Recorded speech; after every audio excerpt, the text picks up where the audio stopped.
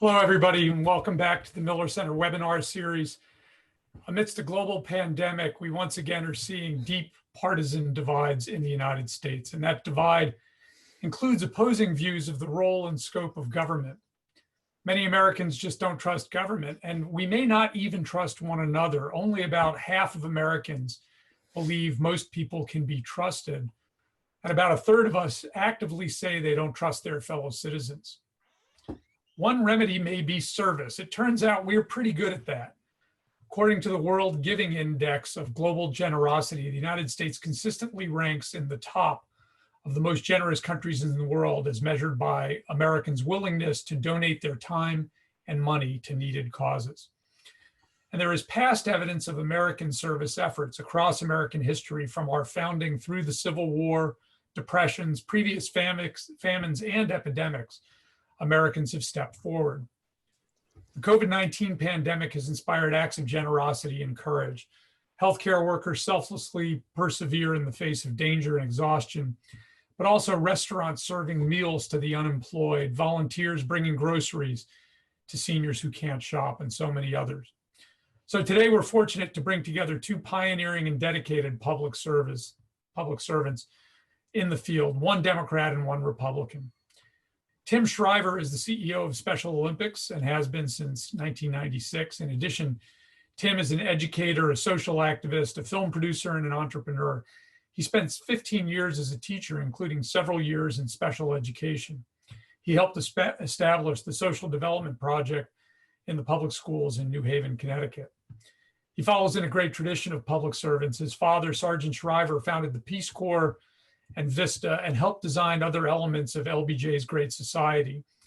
His mother, Eunice Kennedy Shriver, founded Special Olympics, carrying forward the Kennedy family legacy of citizens asking not what government can do for us, but what we can do for our country.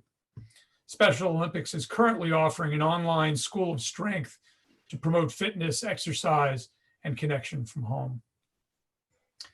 Along with Tim, we have John Bridgeland, who is a member of the Miller Center family. He's a Miller Center practitioner, senior fellow, and the founder and CEO of Civic, a bipartisan ideas company in Washington, D.C. John served as director of the White House Domestic Policy Council in the first term of President George W. Bush, and then as assistant to the president and first director of the USA Freedom Corps, where he coordinated policy on international, national, community, and faith-based service in the aftermath of 9/11. In 2010, President Obama appointed John to the White House Council for Community Solutions. His work shares his value of volunteerism and its power to transform and heal divided communities and nations. He's also author of the book, Heart of the Nation, Volunteering and America's Civic Spirit, an account of a presidential initiative to foster our civic spirit after 9/11. And I'm also happy to mention John's a graduate of UVA's law school. So John and Tim, great to have you both with us today. Let me start with the last thing that I mentioned about John. We've had crises in the past, such as 9/11. How is this current crisis similar or different, particularly as it relates to national service? John, maybe you can draw on some of those experiences of working for George W. Bush to tell us how this compares. Sure. Well, first, Bill, thank you and the people at the Miller Center. And it's always fantastic to be with Tim Shriver, such a force for good in the world. I just want to thank the Miller Center. You guys have played such an outsized role in service to the country, from the 9/11 Commission leadership there to the Federal Election Reform Commission after a difficult Florida recount, to the Presidential Histories and Archives, to all the work you do, that wonderful faith-based summit, Bill, that you hosted up at Monticello. It just, again and again and again, that's the kind of leadership the country needs, and the kind of issue discussion that across party, across faith, across difference that our country needs. So 9/11, these attacks on 3 sites in the country really unified the country and prompted millions of acts of kindness and goodness and decency. I was in the President's Emergency Operations Center below the White House, helping to coordinate the domestic response, working with FEMA, watching our Secretary of Transportation ground every plane coming to the United States. And But soon after, I went up to my West Wing office and I saw more than 500 emails from friends and strangers. One said, John, Bridge, how horrible this day has been. I would do anything for my country. And just a day later, the White House operator called and said, Bridge, you've got to listen to some of these conversations. People were literally from Seattle who had a small restaurant, were driving in a van across the country to set up food staging grounds for first responders at ground zero. Medical professionals were renewing their licenses and bringing surge capacity to the places where we had been attacked. Even in the face of dissent, you talked about division, Bill, initially, President Bush and I were scheduled on 9/11 to meet with Muslim leaders to learn about how through their mosques and institutions, they were actually helping to serve the poor and the needy. And of course, that didn't happen. But President Bush, because there was the risk of stigmatizing Muslims, within a week went to a mosque, took off his shoes, read from the Quran, said that Muslims are our sisters and brothers and we cannot stigmatize or stereotype. And so to the extent there was dissent, he tried to heal it. It also caused a coming together in our politics. I'll never forget in the joint session seeing Democrat Majority Leader Tom Daschle hugging President Bush on the House floor. And after 9/11, it gave us a window of opportunity for the passage of education reform, faith-based action, Medicare Part D, Homeland Security, biodefense, AIDS and malaria. A lot of those things probably wouldn't have happened if it hadn't been for the 9/11 attacks. Finally, I'd say COVID is very different. You know, our first act of service is not to run toward the disaster and try to help it, actually constrain ourselves and be socially distant, which is totally against our instinct. We're already seeing 26 million Americans unemployed. You know, we had some economic disruption, particularly the airline industry after 9/11, but this is massive. It's going to rival, maybe exceed the height of the Great Depression. And finally, what's most striking today is that COVID-19 itself has become partisan and divisive. I mean, we don't know whether to listen to scientists, have lockdowns as protesters, you know, confront governors. Is it legitimate news or fake news? Whether to give hydrochloroquine and Z-Packs or not. So it's causing a lot of tensions unnecessarily. And we ought to be listening to people like Tony Fauci and the scientists and the evidence. So I think it's a very different environment today than we saw after 9/11. Tim, your initial thoughts on that in a current crisis? You know, some of the extraordinary work that you do looks at sort of endemic, chronic challenges. And I'm just, when we have a flash moment like this, what flashes through your mind? Well, I mean, I think the first thing that Bridge has already referenced is, you know, the extraordinary goodness of the human spirit. I mean, it sounds trite, but most of us, the vast majority of us, want to help one another. And crisis brings it out, but it's there. It's always there. It's waiting. It's always under the surface. Yes, we have our families to provide for, our jobs to do, our own selves to take care of. But you know, people say, well, what do we have in common in this country? You know, in this age of division. And I would just say, you know, like if I go through the Special Olympics communities around the country and around the world, I dare say, you know, there are people who are Republicans and Democrats. There are people who are rich and poor, people who are firefighters and CEOs and law enforcement officers and teachers and moms and dads and you name it. They give. They want to be on the field. They want to be helping. They want to make a difference. It's soul work. Service is soul work. And this is a country where both at the individual level and at the collective level, we have almost in our DNA the desire, the willingness. And this is very distinctive. Even the idea of volunteerism is not familiar in many, many countries around the world. People are, what does that mean you don't get paid? What does that mean you do this as a citizen? I mean, this is a uniquely, in some ways, American gift to the world. The idea that citizens from their soul, from their heart, from the volunteer space, that we want to give. We want to be asked. We want to answer the call. We want to help. We've seen this in spades. Bridge is right. Our politics, our broader culture right now is not in a healthy place. I like to think we have two we have two epidemics. One is an epidemic of disease, the other is an epidemic of division. And we're seeing both on display.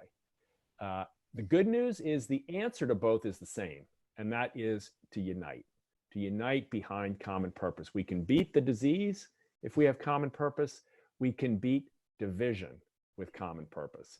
So while it feels overwhelming at times to look at the cacophony of voices and to say, am I going to listen to this governor or this scientist or that doctor or this person in the White House or this person on Capitol Hill, I would plead with our elected officials to join together in common purpose. Whatever and I think the governors want to do. I mean, my read is, I don't know any of these men or women personally, really, but my guess is the governors would love to have a common voice, even if there may be distinctions that can be marshaled within various communities around the country about how to respond. But in common voice, with the science leading the way, imagine how much calm we would all feel if we could say, oh, that's the common message. Now I can buy into it. Mm-hmm. Imagine if there were a common call, not just to pass the legislation that so many of us don't understand, just to get money out. That's the number one priority for sure. But what if we were beginning the conversation about common purpose and putting people back to work the way President Roosevelt did in the midst of the Great Depression? What if we were hiring 500,000 or 1 million or 2 or 3 million people to join something like the Civilian Conservation Corps? Bridge has been brainstorming around this. Why not a corps for today, so that we're not just helping people to stem the bleeding, but helping people rebuild hope and purpose in common service to the country and to one another? I think there are so many ways in which the call to service is both intimately American, intimately meaningful to people, and purposeful right now if we can marshal the will. And I think that's what people like Bridge and, again, you say you started out at the beginning saying there's a Republican and a Democrat. I guess so. I guess, yes, we do come from different parties, but it's just a good reminder that that's just one identity I might carry. Mm-hmm. Many other things in addition to being a Democrat. Right. And first and foremost, at least in moments like this, I'm an American. And as an American, I want to help my community. I want to help my street, my neighbors. I want to help those people who are part of my life. And I don't think there's an inch of distance between me and 99% of the rest of Americans on that score. That's great. Well, thanks to you both for your service, including with one another. Let me encourage the audience to please send in your questions. I'll start a little bit with Tim and John, but as we've done in all of these webinars, we try to field as many questions from the audience as possible, often bringing 2 or 3 questions together if they're similar. Let me start with something that you touched on, Tim, including pointing to John in this, which is the idea of national service. You both pointed to a number of different examples of people serving very locally in their own community. Volunteerism goes right back to our founding in the earliest periods. Alexis de Tocqueville talks about it in the early 1800s. But the idea of national service, including during the New Deal, when the Civilian Conservation Corps and other activities pulled people forward into ideas and areas where they were giving back. Could you explain that concept a little bit? How do you think about it, and how formalized does it need to be? What is national service? Sure, maybe I'll jump in. First, I want to say, just to amplify what Tim said about service being in the American DNA. Virginia's founder, Thomas Jefferson, when he wrote that mystical notion of the pursuit of happiness, wasn't just talking about more cars or a home or a decent way of living or raising a family. He was also talking about a cooperative enterprise, the public happiness that we help one another achieve, and that if someone's homeless or your neighbor's struggling, your happiness is inextricably linked to their happiness. But I think it's interesting, you mentioned the Civilian Conservation Corps. In 1929, we had 3% unemployment. By 1933, we had 25% unemployment. In January 2020, we had 3% unemployment. And today we already have 26 million Americans out of work, with the Federal Reserve of St. Louis saying we may reach 32% unemployment, which is 7 percentage points higher than the height of the Great Depression. So Franklin Roosevelt calls Congress in emergency session in 1933. By summer, he's got 250,000 young unemployed men working in the woods on our public and agricultural lands. And over the life of the program, 3 million of them, and they were paid a living stipend. They provided support to their families. They, were no longer festering in the streets. And what's remarkable about it, over that period, 3 billion trees were planted. Think of the carbon sink impact of that act alone. 800 state parks were created. 84 million acres of public land was protected from soil erosion, which is equivalent to the acreage of our national park system today.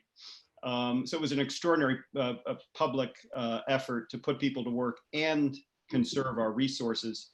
So we're actually, Tim and I are working on a number of efforts, as we like to do. And one of them is we're proposing to basically borrow the playbook from the Civilian Conservation Corps, but not just make it a big government program like they did in 1933, but to use federal investment to have at least 250,000 young people in a national service program called AmeriCorps, where you get a living stipend. And after you finish your full year of service in groups like Habitat for Humanity or City Year or Teach for America, you get an education award to defray the cost of college. It's almost like a version of the GI Bill, but also to grow and provide service year fellowships. We need a contact tracing corps. We only have 2,200 contact tracers today. We need 300,000. National service could do that. We need a ramped up medical reserve corps, or doctors and nurses and others who could help bring surge capacity in communities across the United States. National service could do that. And finally, our crisis has brought to mind our educational inequities. Most of the country, most of the students are in high schools with grad rates above 90%, but a subset of students are still in low performing schools where grad rates are only 40%, and they need tutors and mentors, and national service could do that too. I think it's amazing the way Bridge can recite all those statistics. I just, when I listen to him, I'm like, wow, I'm ready to go back to class with Professor Bridgeland. But I think the question is a big one, Bill. Like, what does it mean to do something nationally? Americans will do things locally, and a huge amount of the work gets done locally, but equality can't be created locally. We have to do that together. The kinds of things Bridge described, there's some things that we can all do locally in our faith-based institutions, in our civic organizations, in our places of business. Businesses can commit to larger amounts of volunteer commitment. Many do. Faith-based institutions can commit to relief and support work for those on the margins and those living on the brink, and they do. But we can't solve big problems one at a time. And this is a big problem. The division itself is a big problem. And service and the kind of work and the kind of ideas Bridge just shared are ways to bring us back together in common purpose that we can agree on. There really are almost no disagreements on many of these things. And in some ways, the whole division industrial complex, I dare say, has to be disintermediated. We need inclusion, or a unified industrial complex that allows us to get back together so we can solve problems around equality. I mean, Jefferson's words, I agree with Bridge, are changed the course of history. But there were blind spots, needless to say, in Jefferson's experience. And there were blind spots in what he saw. We have blind spots today, just as Jefferson did. Some of them are the same, shockingly. We still have blind spots around issues of race. We still have blind spots around income inequality. We still have blind spots around the treatment of our environment. We still have blind spots around the recognition of service for people in uniform. And there are so many ways in which this division has stopped us from solving the big problems that particularly young people are so eager to solve, and particularly elderly people have so many ideas about how we can solve. So we have a wisdom generation that can teach. We have a younger generation that can work, put them together, give them common purpose, and we can begin not just to rebuild the institutions or the services we want, but our belief in ourselves which in some ways I think is much more critical. I'd love to drill down into the mechanics of this just a little bit, since you both have, on the one hand, terrific with the big idea, but you've also actually managed these programs on the ground, John. The kind of bootstrapping that you're talking about building a service structure to just go out and deal with testing and tracing and all of those things. Let me start first with the ones that we have. You mentioned AmeriCorps.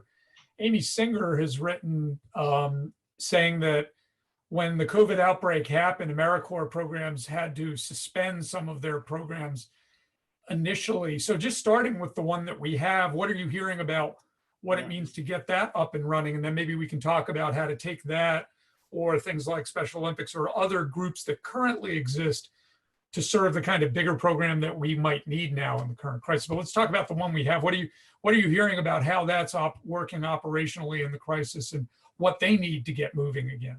Yeah, that's good. I just want to build on quickly what Tim said. The big idea of actually imagine in this country, in a country that doesn't ask very much of us, pay taxes, maybe we serve on juries, but we have a lot of freedom and a lot of opportunity.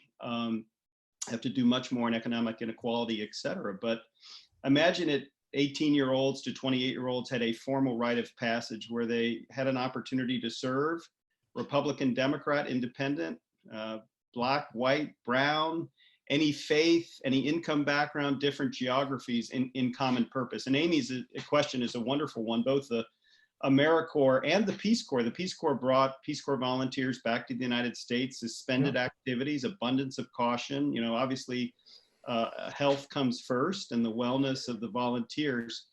But to Amy's point, what's so exciting right now is, let me just take you, I'm on the board of City Year. And right now the City Year Corps members are tutoring and mentoring students in low performing schools all across the country virtually. They're participating in meetings with teachers about the early warning indicators of students whose attendance patterns, even virtually, their behavior, course performance in reading and math and other courses signal that they're not on track to graduate from high school and persist. And so there are many things that National Service members can do now through AmeriCorps, which is a one-year program. You get a living stipend, an education award equivalent to about a Pell Grant to defray the cost of college after you finish your service. And you can work in any one of a number of areas that are highly relevant. I think AmeriCorps needs to create a contact tracing corps right now.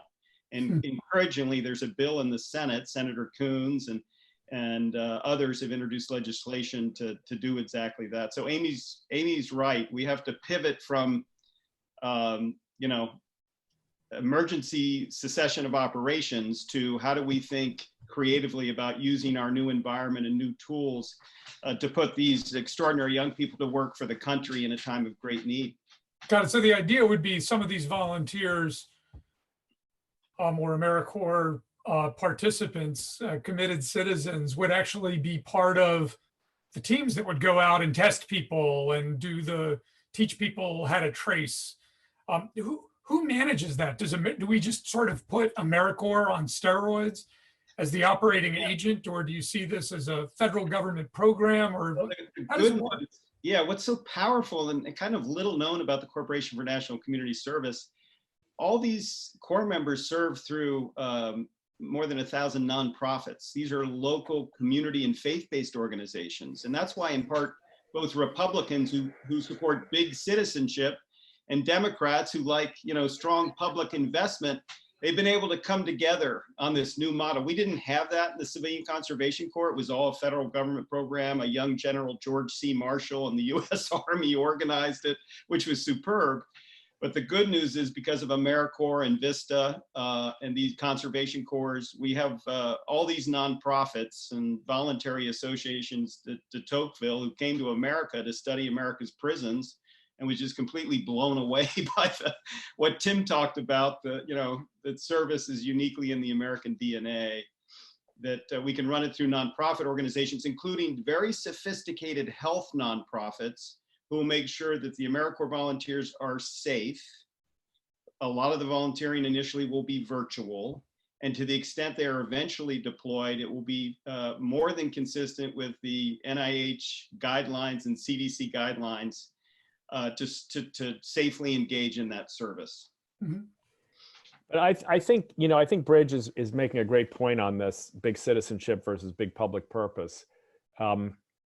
And, you know, in the Special Olympics community, and I encourage people to continue to go to Special Olympics and many, many other organizations. Bridge has mentioned City Year. There's fantastic organizations where you can still make a difference, still contribute financially, still contribute time, still contribute effort. And the creativity is just extraordinary. But let's remember, we've also got big challenges. We've got a digital divide. And even as we reach and even as we use this technology, and so many members of the University of Virginia community can access this, and people around the country, many people will never see this on a big screen. If they're lucky, they'll see it on a small phone, and many will never see it at all. Why? Because they don't have the access. So there are common enterprise. There's common purpose here. You know, you say who should run it. I remember hearing the stories when I was a little kid. We moved to Washington after the election of President Kennedy, and my dad was asked to start something that didn't exist and had no precedent, the Peace Corps. And he tells the story of, you know, spending night after night, week after week at hotels in Washington with a handful of people trying to answer mail, incoming mail. But within 3 to 4 months, Peace Corps volunteers were in the field.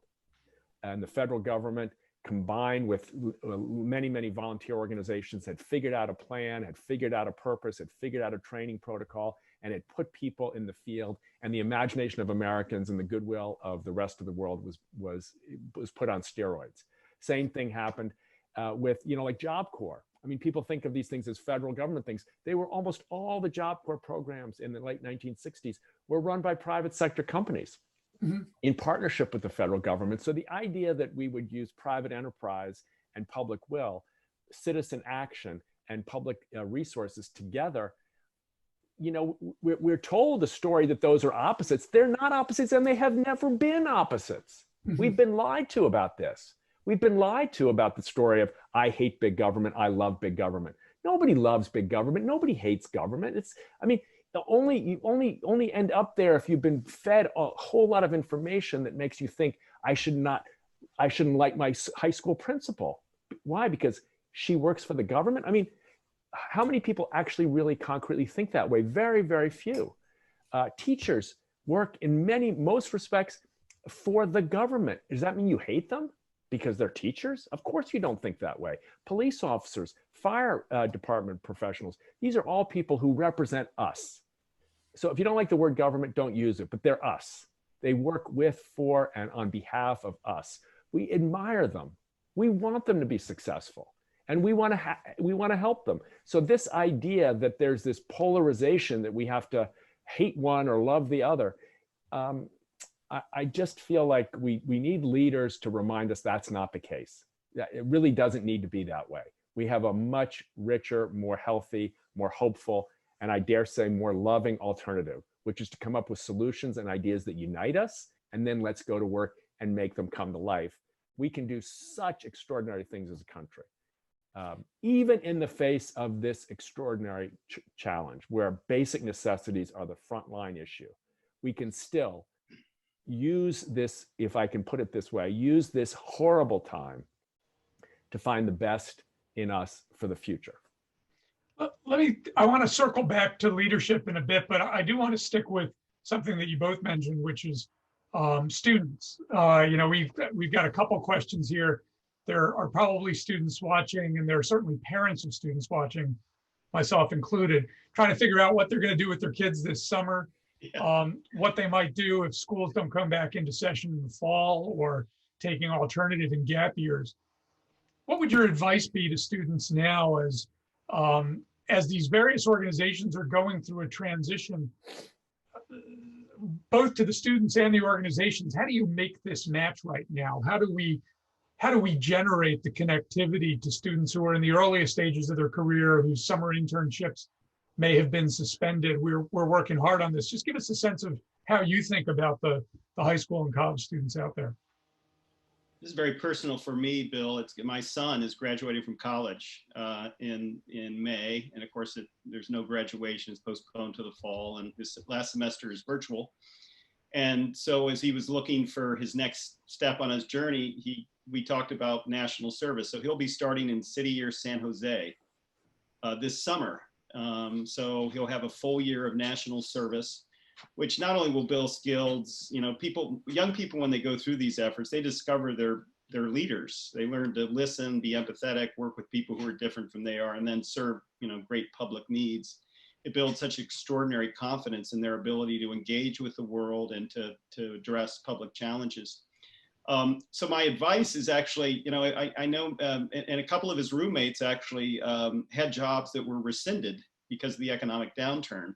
And now they're looking into national service. So whether you come to it as an attraction initially, or whether you come to it from the perspective of, you know, there aren't any jobs out there and the economy is going to be rough, either way is beneficial. I would encourage you to look at the, you know, the websites of City Year and Teach for America and Habitat for Humanity. Actually go to serviceyear.org. It's a system built under the leadership of General Stanley McChrystal, who served for 34 years in the US Army and came back from Iraq and Afghanistan and said less than 1% are serving in our military during war, leading to the complacent assumption serving the country is somebody else's job, and called for large-scale civilian national service. And we're working really hard now to get congressional legislation passed that will create even more opportunity.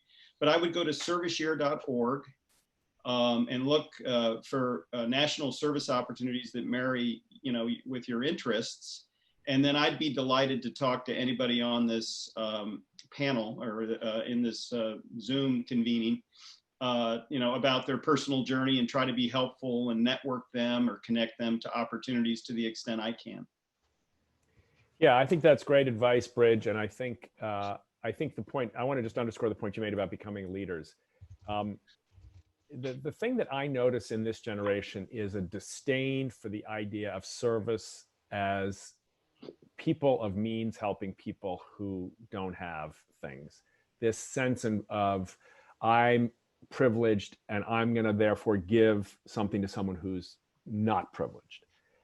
I know that's a big part of how we are all drawn into this kind of conversation, but this generation wants a different model, which is much more of a relational model. It's much more of a discovery model, if I can put it that way. It's much more of a listening model. It's much more of an interactive giving and receiving. The person may be coming to help the high school student who needs help to stay in school, also needs to learn from that high school student about what's kept her or him out of school, where the barriers are to finding meaning and purpose in his community, what the deeper obstacles are to finding fulfillment and hope in school. That relationship of learning and mutual growth is almost exuberant. It lights people up. And it's what we need now. We need a model of service that is about healing the gap, bridging the divide, crossing the chasm, coming to meet one another. So whether you come, as Bridge said, out of duress to service, or whether you come out of desire to service, come to it recognizing that this may be the chance to save not just another life, but your own, to see yourself as in a learning experience from someone who you may have thought had very little. Maybe you're in relationship to a homeless person who seems by every social indicator to have nothing. And that person may end up being the teacher you most need to find something in your life that matters most. These are different models. They're not radically new. Some of this is in biblical texts, and certainly much of it is in history and in philosophy and in religion and in spirituality. But we need to remind each other now in this moment. And so that's number one. Number two, I would just say, we need ideas that unite. You know, Bridge has worked in the West Wing of the White House. Many of us have had the opportunity to meet very influential, important decision makers. They're looking for ideas that unite us now. We need this community to generate its own agenda. What should the sustainable development goals, the great goals of the United States be for the next 5 years? Not the little incremental fights we want to win, but what are the big ideas that bring us together? And so I invite, you know, I think there are 150 people on this call.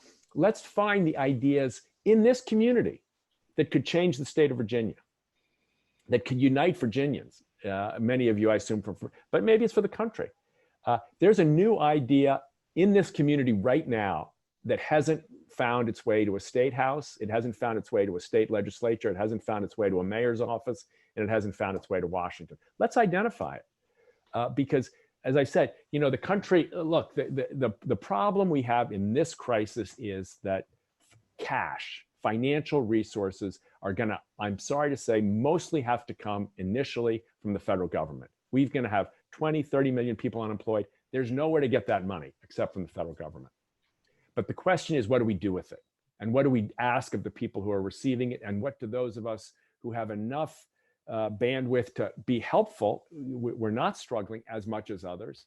What can we do to create common purpose right now? What can we ask of the Speaker of the House, the leader of the Senate, the occupant of the White House, the State House, the state? What can we ask of each other right now that will bring us together? Those ideas, in addition to the commitment to serve, are necessary right now. And I'm laying out the challenge to this community, to the Miller Center community. What are the 3 best ideas this community can create right now that will, in service to the country, unite the country? So I'm gonna ask you to help us do a little imagining. Sometimes the best innovations come from looking back in the past and finding moments in history where an idea comes forward. The Renaissance was, of course, just a rediscovery of what had already taken place in ancient Greece and ancient Rome.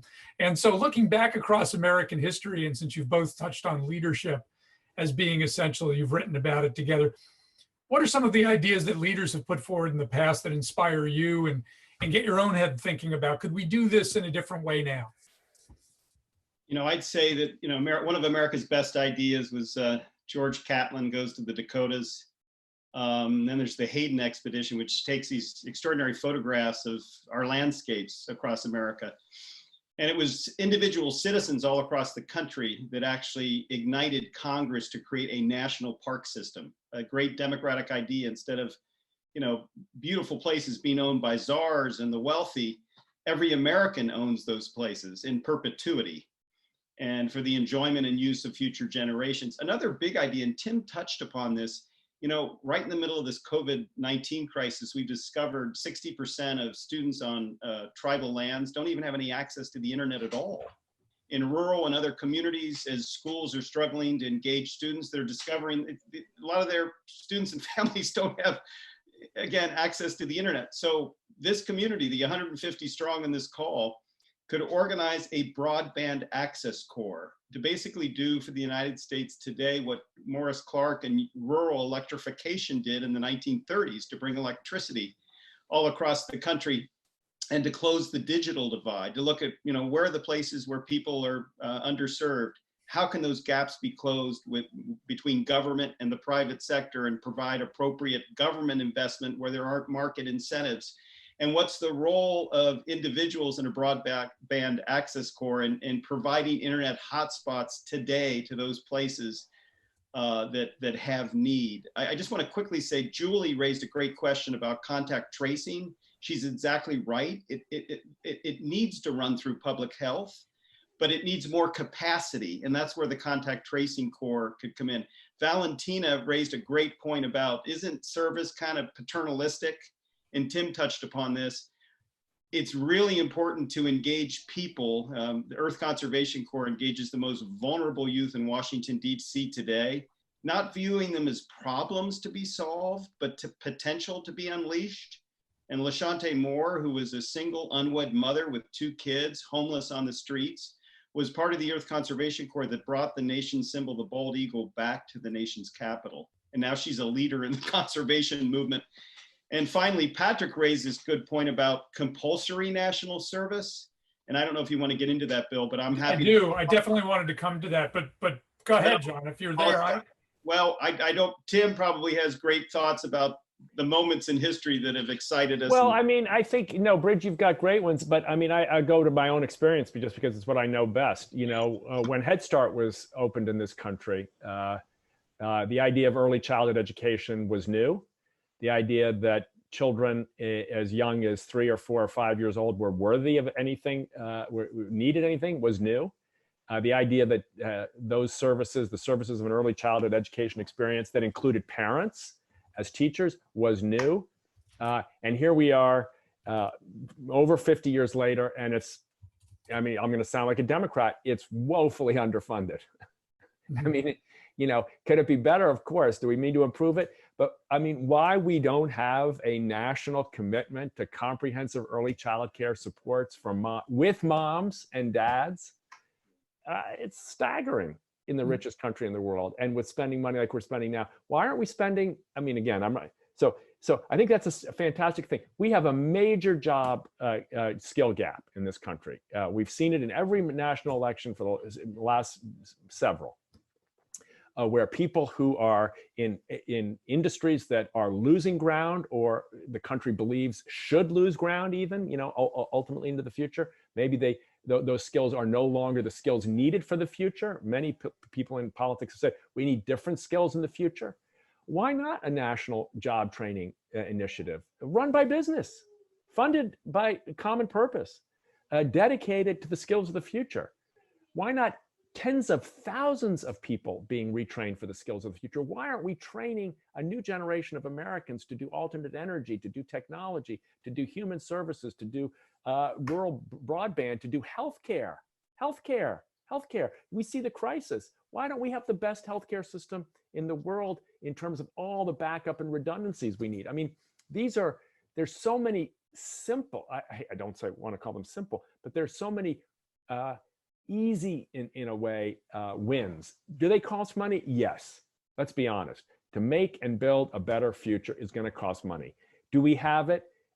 It's hard to imagine that we do, with states on the verge of bankruptcy and so many Americans on the verge of bankruptcy themselves, and the federal government in such distress. Well, let me take that, actually, because I think that's a great bridge to both Valentina's question and the question about compulsory service. One could say that this is a war.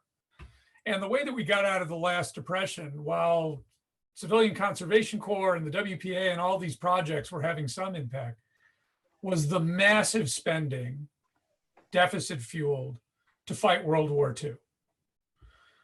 And so if this is a war, and the next set of wars are not going to be fought by armies, but by an army of civilians called to service on health, education, and rural broadband, why isn't this run by the government, compulsory for students or for unemployed students or recent graduates or young people or other people out of work, where people have to serve for 2 or 3 years, just like there was a draft? And, you know, my daughter might be assigned to be a hospital orderly. My other daughter might be assigned to work on rural broadband. Why doesn't this kind of national service become compulsory, funded by debt that gets paid off in a future generation after we get out of this, the way we fought World War II? Great question. So interestingly, after 9/11, the first thing Josh Bolton and I raised was, why don't we make a mandatory 2-year commitment for young people 18 to 28? So there's some flexibility within the system, but literally run it as an option through the selective service system.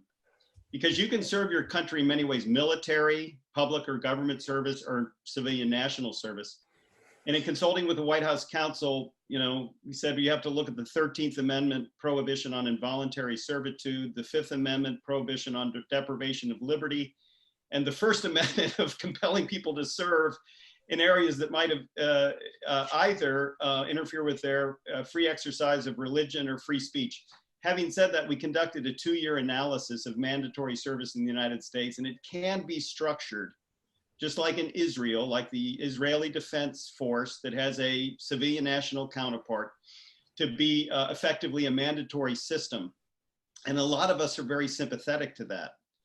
But less than 20% of the American people, and of course then the people in Congress, Charlie Rangel, the representative from New York, would introduce a lonely bill for mandatory national service every year, and it never got any support. So what Stan McChrystal and Robert Gates and Condi Rice and this group of us who are working through the Service Year Alliance, and these people representing more than 100 years of service to the country, are calling for a common opportunity and expectation, at least a year or more of national service, a rite of passage, And to close, so Patrick, that's the answer to your question. To Patricia, isn't this just Pollyannish, and what is this all going to mean? Well, it's not Pollyannish to the young people, the 5 times as many young people who are raising their hand to serve their country in Peace Corps, AmeriCorps, Vista, Conservation Corps, who want to serve the nation and are being turned away because there isn't sufficient funding. The last time the country increased national service in the United States was George W. Bush after 9/11, growing Peace Corps to historic levels. And by the way, Tim's dad, Sergeant Shriver, was my mentor after 9/11 and helped me so much, as did Tim. I got to know Tim in this period.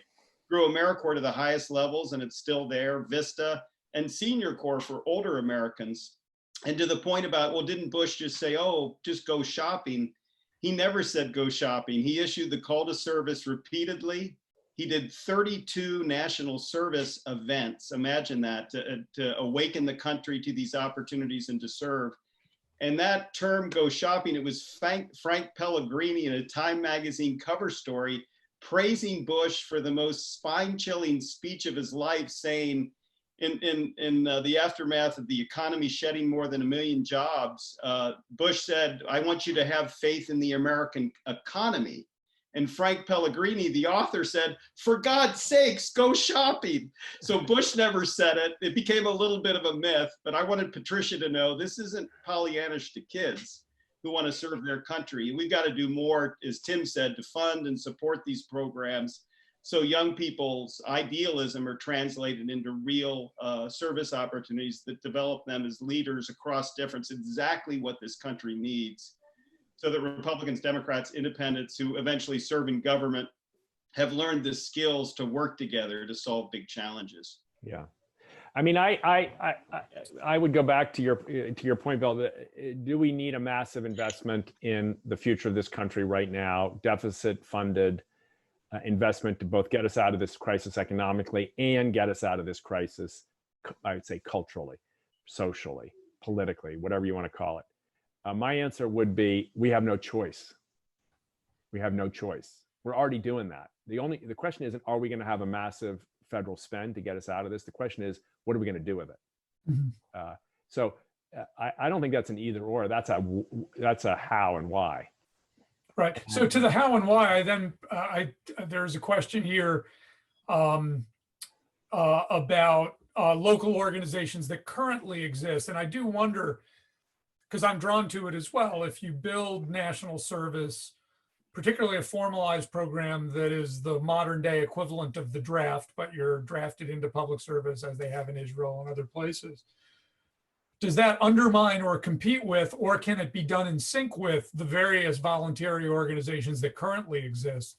So for instance, could somebody be assigned to or volunteer for Special Olympics and have that count as their national service? The answer is a big yes. That's the way it already actually works. You can be funded through AmeriCorps, as Bridge said earlier on, and then you get assigned to Special Olympics or City Year or many other organizations, and you spend your year working in that organization. You don't spend you wear the AmeriCorps badge and you boast, we hope, of your service to the country, but your service to the country is in and a placement in the Special Olympics movement. Or the same thing happens in Peace Corps. I mean, these things don't stand on their own. Peace Corps volunteers go into a community and they work with a community, in a community, for a community-based organization, not on their own for the most part. Right.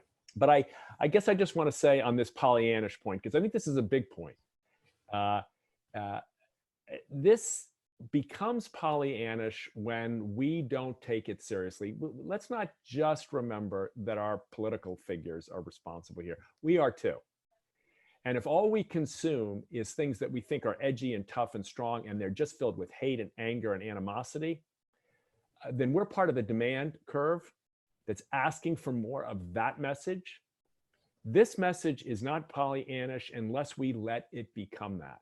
Mm-hmm. And we've got to recover the sense in which service is about social justice. Service is about personal transformation. Service is about making us a different people in a way that will require us to get out of our comfort zone, will require us to get into things that may challenge us, that get us to the point where we think we can't do it, and then we find a way.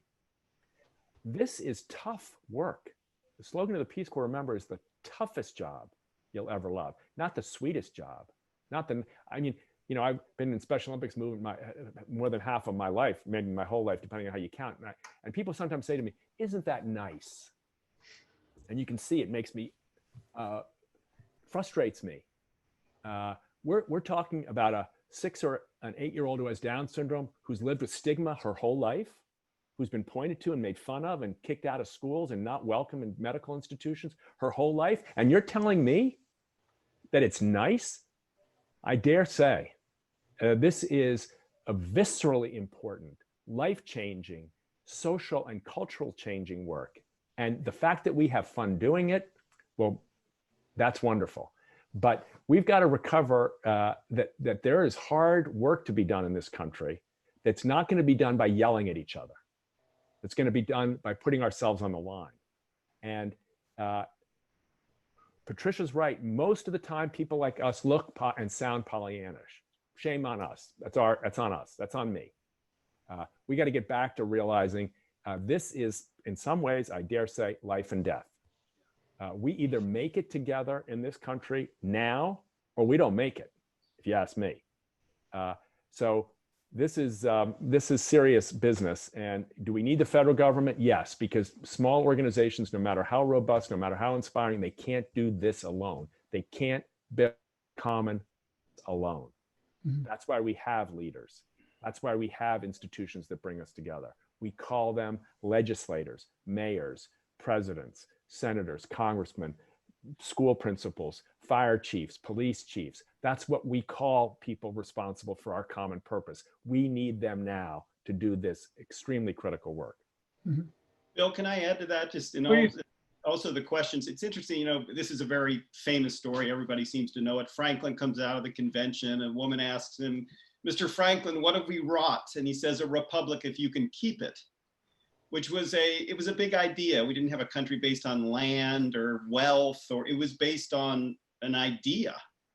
And it wasn't an idea that all, you know, initially when the founding, the 2 million people of the United States, indigenous peoples were excluded, Blacks were excluded, people who didn't have property were excluded. And I see a good question from Nicole Huffman about, you know, don't we have a nation where if you're not wealthy and you don't have access to the political leaders, you know, you're not listened to? You know, we need campaign finance reform. We need political reform to make the system fair and transparent and easier to access for all. National service can play a big role in that. Andrew Holmes asked a wonderful question about how can national service cultivate a love of country? It was interesting, Washington and Adams and Madison and Jefferson worried so much that in founding a country so strongly predicated on rights, in the context of a revolution that won those rights, that future generations distant from the revolution would not stand up to serve and to accept responsibility for maintaining that freedom. So they envisioned a national university that I will actually teach the habits of citizenship, including service to nation. And I just want to also note Patricia Johnson, I think maybe the same person that had the comment about Pollyannish, I'm not sure, but she had a wonderful idea, which we're working on, which is why not work with high school guidance counselors who, from the perspective of, you know, these kids are going to go off, they're going to go to college or 1-year occupational certificate or 2-year community college degree, and they're going to have debts, a lot of them. And on their path to the American dream, why not have a national service system that takes a view of that and says, you invest in your country, we'll invest in you. And to create this pipeline from high school, college, beyond that is a rite of passage for more young people to serve the nation. And the good news is we have amazing infrastructure through these programs. They just need to be scaled up. And I think they will be in this environment. So we've got about 5 minutes left, and I'd love to start hearing as we come to a close. I've got 2 questions for each of you. The first, if we can go to lightning round. The first is, we're looking for our national leaders, and by national, I don't mean just the President of the United States, though we can start there, but also governors, business leaders, and others to lead us in this moment. When it comes to service, what what is the one thing, if you were talking to any one of these leaders right now, what do you put at the top of their talking points? What do you want them to be saying to the American people about service? I'll be really quick. Ask and all that if you look at national leaders, state leaders across history, what they're remembered for is asking the ordinary to become the extraordinary. That citizens in their lives, everybody, Bill Buckley said, everybody wants to be a knight. And, you know, how can we awaken ourselves out of our ordinary daily lives to do something extraordinary for the country and have our scratch on history? I think we all fundamentally want to do that in some sense. And national and volunteer service enables you to do that. And having governors, mayors, presidents, members of Congress issue calls to service and then connect people to real opportunity to do that can awaken a spirit in this country that'll be like what Ronald Reagan called a deep and mighty, the spirit of volunteer service flows like a deep and mighty river through the history of our nation. And people want to connect to that.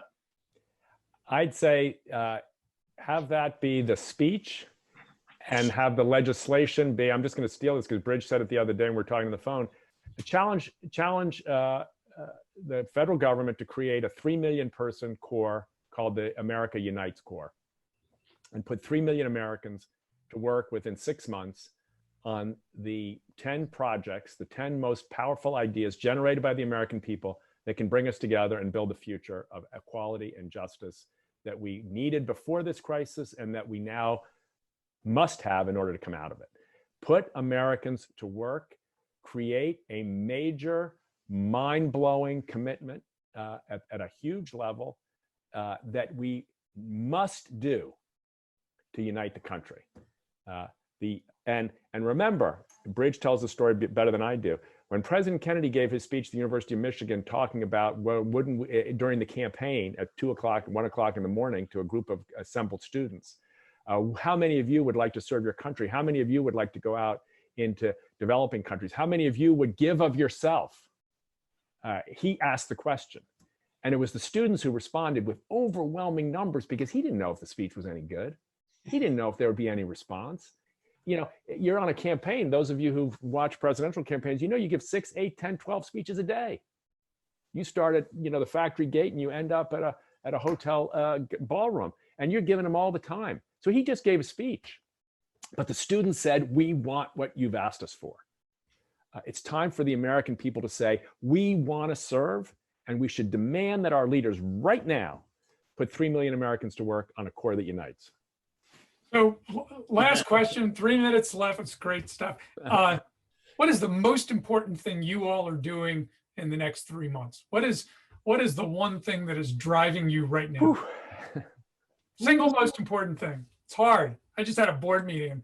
I've got 7 things I'm supposed to be doing. What's at the top of your list? I'll say 2 quick things. One is I think we're subsidizing massive unemployment in the United States through the Congress, through a 1930s system that was built for that time. It's not appropriate for the modern age. We should take a play from Europe, from the UK, France, Germany, they have low unemployment in the face of the pandemic because they're providing emergency wage support efficiently to small businesses and their workers to keep them attached and employed to their workplaces and keeping small businesses afloat. And so we're working with Senator Mark Warner in the Congress and others on an emergency wage support or Paycheck Security Act that would actually keep small businesses, the mom and pops, restaurants, hair salons, others open and afloat from an operational standpoint and their workers employed. So we don't have the kind of unemployment levels we had in the height of the Great Depression. Second thing that's most exciting to me, it's Tim's effort. He'll talk about it, Unite. But we have sustainable development goals for the world. We need 10 sustainable opportunity millennium goals. Oh my gods. OMGs.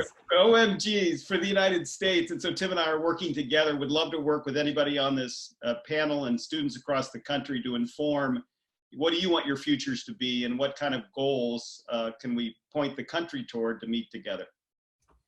I'd say the most important thing I'm doing right now is trying to take care of my own family and myself. Like many other families, we've experienced loss in this period. So let's not forget that much of this crisis is a deeply emotional and spiritual crisis, that we're relying on each other in new and different ways. And let's remember that many of our brothers and sisters are in the same position, trying to make sense of extraordinary pain and extraordinary fear. We need to take care of each other. My first job is to take care, I mean, I hope it doesn't sound egotistical, of my own soul. And by doing so, I hope to be able to share faith and strength with those closest to me who are also struggling. But with that, to not miss the chance to say we need each other now more than ever. Let's not forget what it feels like when someone writes us when we've had a loss. Let's not forget what it feels like to hear that song when we see the nurse going back into the hospital. Let's not forget what it feels like to see those healthcare workers playing Amazing Grace. Let's not forget that, because right now we should take note. This is not a one-time event. This is an invitation to a different future. We will and must and do need each other, and we need each other now more than ever. Well, Tim and John, thank you so much. We really we all need both of you. And we're super appreciative, not just for your joining us, but everything that you do. Very appreciative of this audience. The number of questions for this session, I think, has at least matched, if not exceeded, any one that we've done before. That's a sign of the volunteerism that the Miller Center audience has always been. I know that for the ones that I know personally, they're among the most engaged citizens in our community. And the broader network that we've been able to get through these webinars suggests that that exists for them too. And then to our own team who puts these together, we've been doing 2 a week. We've actually done 3 this week. One that we did for our presidential cabinet yesterday with Fran Townsend, John, who talked about President Bush's effort to actually design a pandemic response effort in the wake of 9/11. We'll be broadcasting that one. That was a smaller event, but we'll be putting that up online in the coming days because we've got a terrific web team that is able to put these webinars together and post them for everyone. So thank you all, and keep coming back. We appreciate your engagement and support.